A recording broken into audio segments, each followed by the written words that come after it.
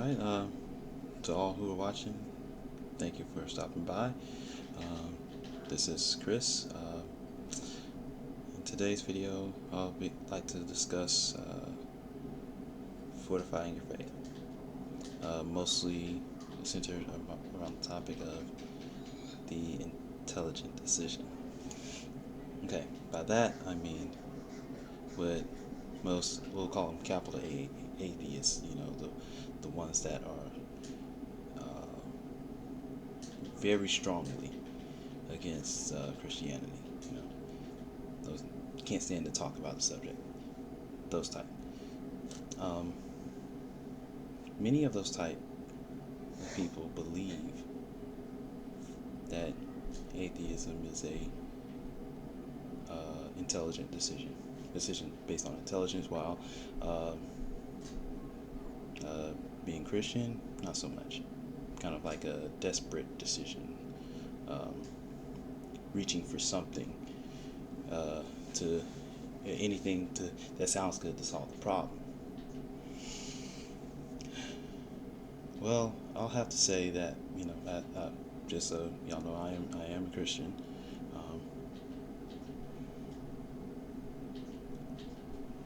I will say atheism is that their statement is clever, and it's clever for these reasons. Whenever you're debating or discussing, the spirituality with them, if you can get that far, most people will tell you it's a decision based on intelligence, that they believe in science, that sort of thing. And oftentimes in stating that, there's this unspoken, or there's this implication that to believe otherwise is to lack intelligence. So they're automatically assuming a position of superiority in intellect and knowledge and education based on that decision. And they don't really go into why too much. Just you get that, and then you get what they believe Christianity is the decision based on superstition and desperation. Because a lot of people say, when they become Christian, when they become saved, that they were in a bad place in life. They were in pain. They were in great sorrow, depression, and need.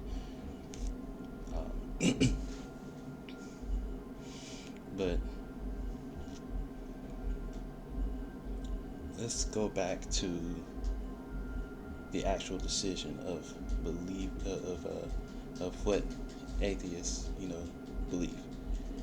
What it means to be atheist is to not believe in a higher power in the spiritual. If I got that correct, some people can, correct me if I'm wrong. But as far as I've understood it, as far as it's been explained to me over a couple decades, and plus, they just don't believe in. Well, many will say that they don't believe in anything of that nature, of the superstitious nature. So they believe there's no higher power, there's no greater being, none of that. But back to my statement before, the reason why it's considered clever is because when it comes to the discussion of it, when there's one side having a discussion with the other, oftentimes in debate or argument, sometimes, very rarely, you'll find, an atheist who's, they just make that decision for themselves, and that's fine, and like they'll let other people have what they believe, and that's fine, but a large majority that I've met, that I've come across, have this air of uh, superiority, arrogance, um, an arrogant nature to them. And going into why I believe it's clever, is that when it comes to these discussions, they oftentimes put the burden of evidence on those who practice religion, those who practice a faith of sorts, of any sort, really. That's something they have to prove, you know. And what comes to mind is the Stephen Crowder thing, you know, the meme that was made famous a few years ago, where they took a picture of him. He would be outside in a chair and with a table in front of him, and there'll be a sign that presents a thought that he has, and then under it, it'll say "Change my mind." There's the challenge. And so that's what many atheists, you know, at least the capital A ones, the ones that, you know, just can't stand the thought of anybody saying anything biblical or whatever. That's their challenge to other people. But then there's this thing called free will. Now, what does that have to do with anything? Everything to do with it. Because you can't change somebody's mind. You can't. If somebody decides that they want to do something, or they want to believe something rather, they're going to. There's nothing you can do about it. You could try to inflict a penalty at best, but I can't make somebody believe what I believe. No matter, I could give you all the proof in the world, all the proof. You know, the argument could be, Chris, there's a wall behind you. I could be like, no, there's no wall behind me. Yeah, but Chris, that blue thing behind you, that wall, is right there. Just turn around and see it. Like, yeah, oh, that's a table.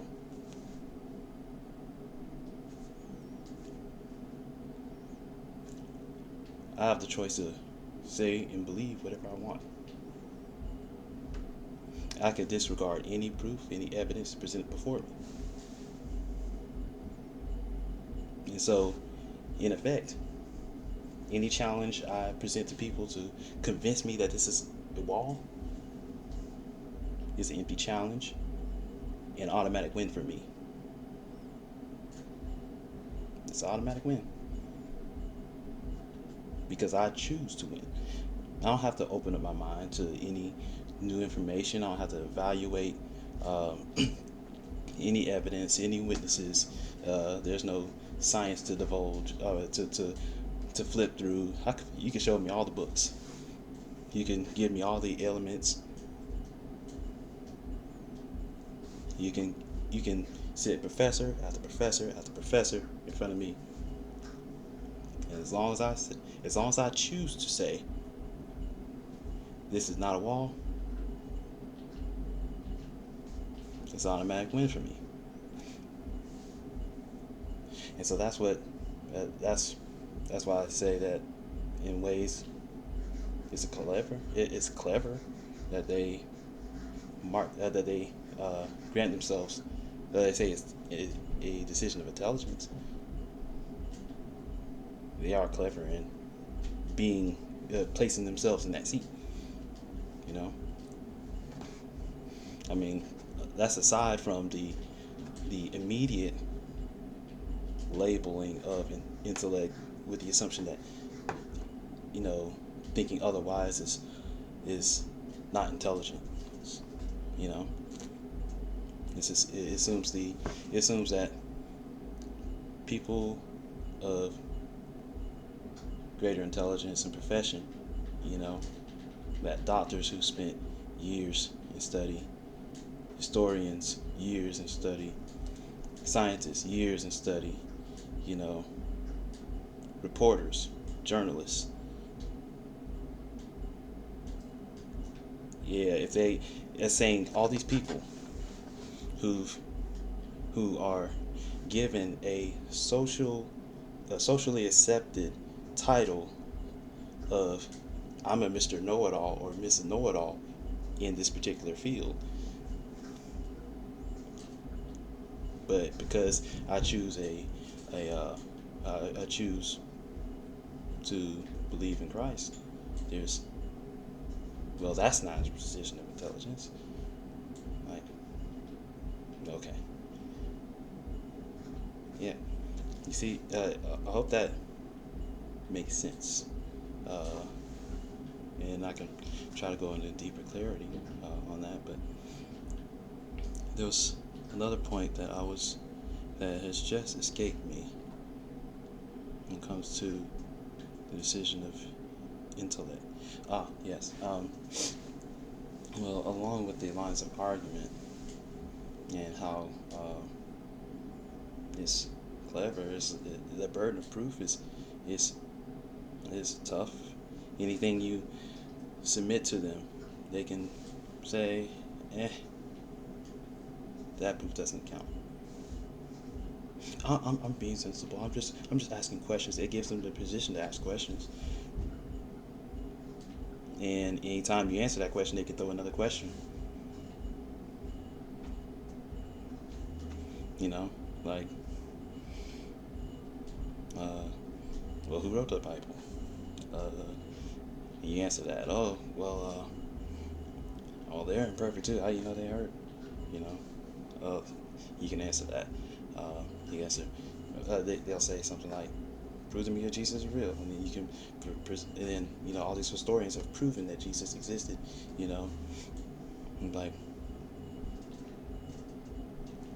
so I still don't believe in the Bible. I mean, this all this is a book, despite the fact that it's a book of documented, as a documentation of witness accounts. So they're pretty much tossing out several witness accounts. It's like going up to a courthouse and being like, "Hey," or being involved in a court decision and present in the room, having several witnesses come up and say, "This is what I saw," and then you know, uh, time after time after time, the defendant's like, eh, "They don't count." You see that? What they said, they don't count. That doesn't matter. I need you to prove it to me.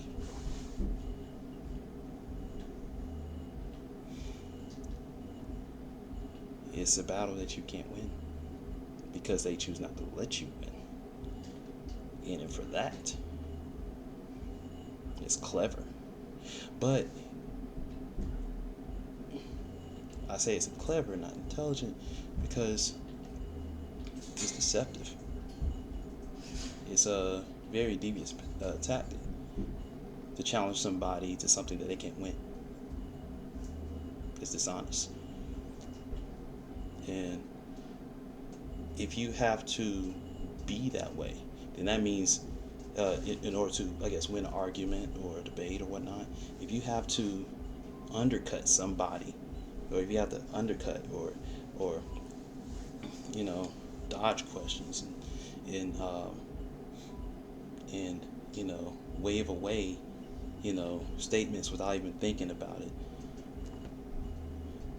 then you've already, to me, in my opinion, you've already lost, because you don't have a ground, you don't have honest ground to stand on if you have to lie about things, if you have to deceive, if you have to manipulate people. I mean, if it's truly a decision of proving things in intellect, then it should be able to be proven. You know.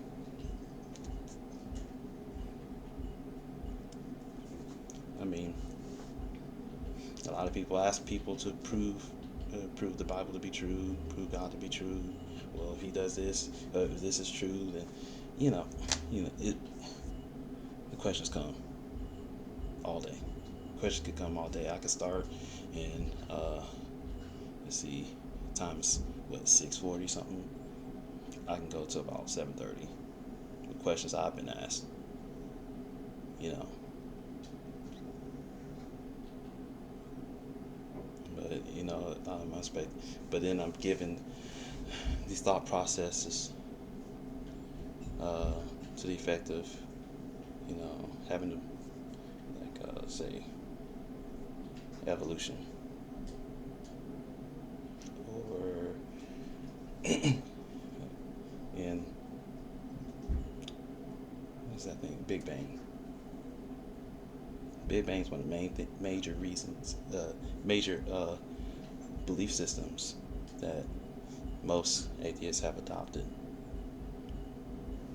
but it cannot be replicated. It's a imagination of someone who has a title of intellect, but there's no proof behind it. And so most atheists believe in something that cannot be proven, which goes against their major issue with Christianity or any other religion for that matter. You don't want to believe in a superior being because there's a struggle to prove his existence, yet you can't back your own the very thing that you believe. There's no evidence, there's no capacity, there's no ability to replicate that. At least not that I know of. I mean, maybe there are videos out there where somebody has taken a lump of matter of all sorts and just blew it up and it suddenly made sense. That life came from having this mass explode into random organized living beings, and then there's, after millions of years, these organisms start to develop form,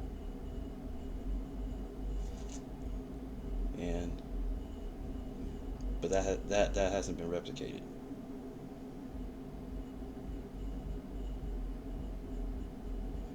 So so what about that specifically makes it a decision intellect? Because a smart person said it. Smart people believe in Christ too. People way smarter than me, they believe in Christ. I can't articulate what they say very well at all, but I mean, there are a lot of people of different backgrounds that have various belief systems that have way more intellect than me, way more wisdom, way more textbook knowledge.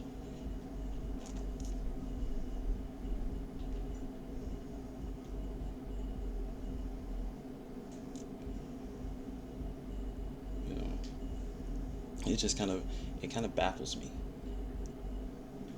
At first, it was something that was quite hard to understand, and I couldn't really argue against it when I was first, I was fresh in the faith in a sense.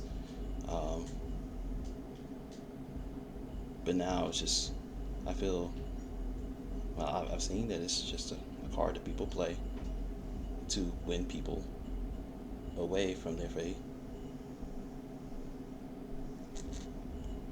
and to immediately gain the upper hand in an argument or a debate.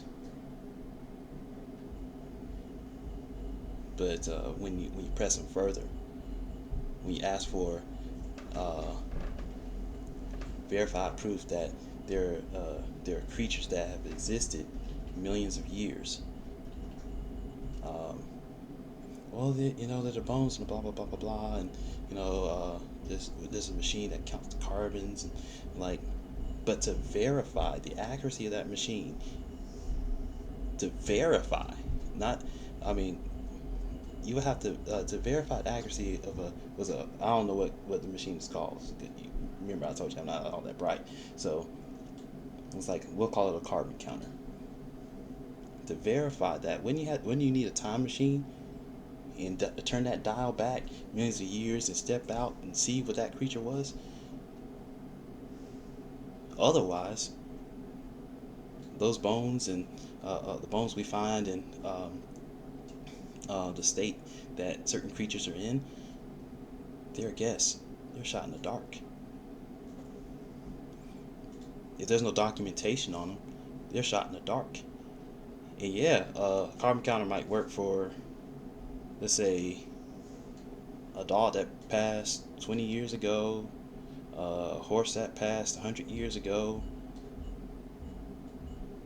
but I can't take a kitchen thermostat, a thermometer, and check the temperature of a volcano. So, Chris, what does that have to do with anything? Capacity of tools that measure. We don't know if what the accuracy. We can't verify the accuracy of a machine that's been told to tell us something. It could take a number and it says, hey, well, based on this number I got and based on this data that the scientist has placed in me, this is the number I'll regurgitate to you. That's what a calculator does. A calculator stores formulas. Therefore, when you press this button and this button and this button and this button, you'll get a result. Calculator really doesn't have to verify anything. Heck, if you program a calculator to, you can program a calculator or input a formula on your computer. It says when someone types in 2 plus 2, the answer will be chair. Or they say 5 times 9 will be a wall. That computer's going to tell you whatever you put into it. And so, without somebody being able to verify, the foundation of what most atheists believe, then all this is, at least in my opinion, is a clever gambit.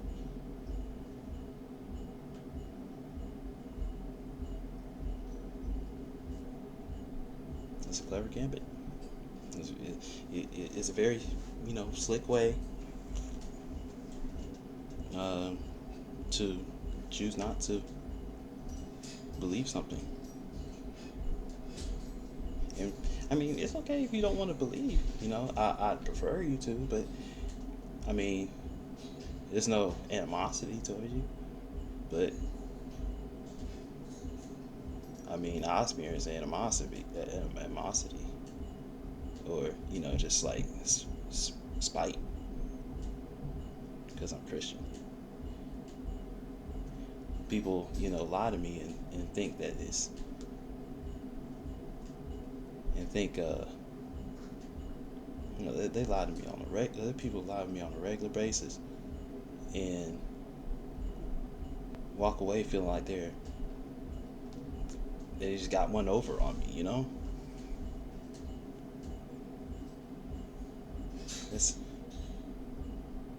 But people who behave that way, that's not. I mean, deception doesn't take that much intelligence. Heck, it takes more effort to provide proof. To and more logic and reasoning to decipher whether somebody's lying. But I've got already went off topic on that. But I just want to give my thoughts on, rather share my experiences. Yeah, give my thoughts, share my experiences, and just relay that, people will challenge your faith in various ways. And part of, one way to fortify your faith is to understand why. And so I guess this won't be the only video that I do on it, but I just wanted to address the argument of intellect, the argument of intelligence. Well, I guess that's all I have. I do enjoy your day and all that good stuff. For John.